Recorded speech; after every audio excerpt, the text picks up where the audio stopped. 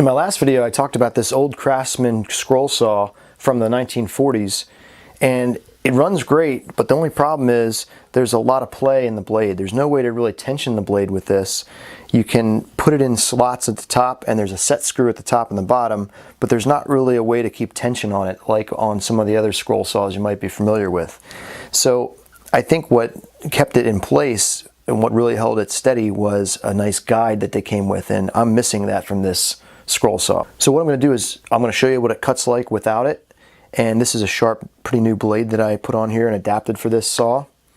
And then I'm going to try to come up with a real quick fix and see if that will work as far as a blade guide to keep it more steady and see if you can see a difference. I'm going to show you how it cuts now with using this piece of pine. It's about 3/4 inches thick. Let's see how it cuts.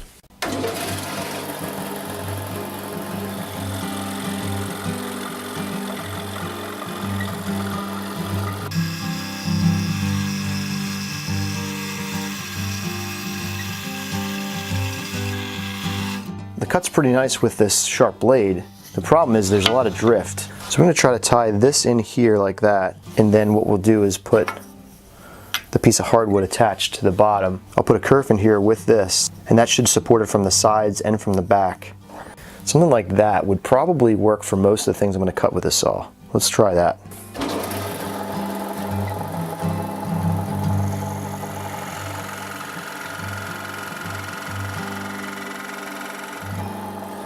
The tricky part is getting this nut in place so that I can screw in the machine screw. I got it started. That's not too bad. Needle nose pliers worked. I'm not going to do it super tight yet because I'm just getting it aligned so I can mark this piece where we want the holes. So I'm thinking something like that will work. Mark these holes.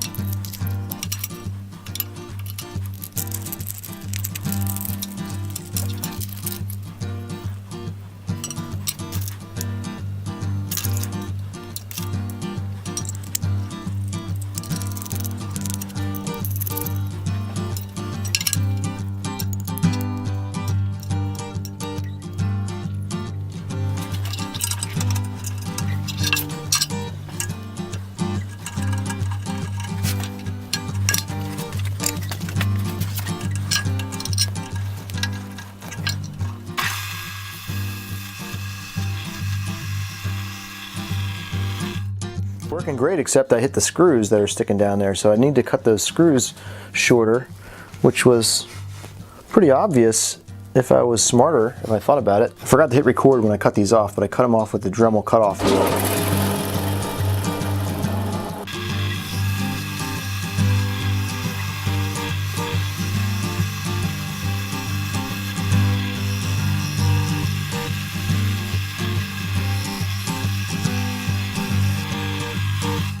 Alright, I'd say it's working better for sure, but it's still not great. I had a lot of drift still happening at the end, and I was not able to follow that line exactly. It was still bending this blade quite a bit. Because this is a 6-inch long blade, there's a lot of play in there. It's still flexing way too much to do accurate cuts. I'm thinking that this is okay for rough work, but not really if you're doing some inside work and fine detailed stuff inside, where you use a scroll saw, where you need to be, cutting along a line precisely. It's still getting way too much flex in that blade. I got to find a better way to tighten that up, but you can't find a lot of information about these saws. If you have any information on these saws that you can share in the comments, please do. I'd appreciate it. Thanks for sticking around for this shop fix, and I'll give an update if I figure out a better way to get that blade in line.